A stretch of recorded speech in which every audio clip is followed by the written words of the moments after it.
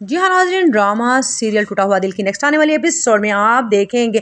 कि हर चाल को कामयाब होता हुआ देखकर मारिया बहुत ज़्यादा खुश हो रही है, लेकिन वो ये नहीं जानती है कि यहाँ पर बहुत जल्द सारे राज फाश होने वाले हैं। उधर आप देखेंगे कि कहती है उष्णा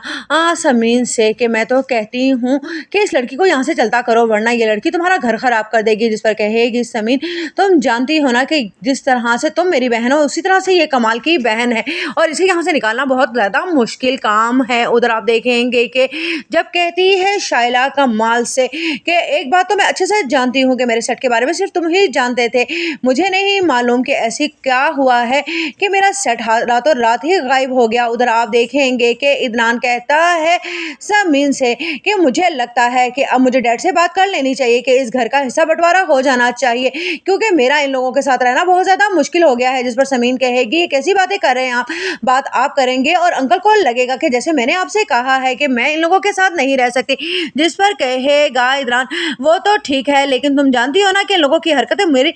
बिल्कुल बर्दाश्त से बाहर होती जा रही हैं। उधर आप देखेंगे कि जब कहती है समीन की माँ समीन से, मैं तो कहती हूँ कि अल्लाह तुम्हें औलाद दे दे जल्दी से ताकि तुम्हारे उस घर में पाँव मजबूत हो जाए। जिस पर समीन कहेगी ये तो आपने बिल्कुल ठीक कहा, लेकिन इदरान को इरहा के अलावा और औलाद भी तो नहीं चाहिए। जिस पर कहेगी उष्णा, ये क्या बात हुई, तुम्हारी अपनी भी तो कोई औलाद होनी चाहिए।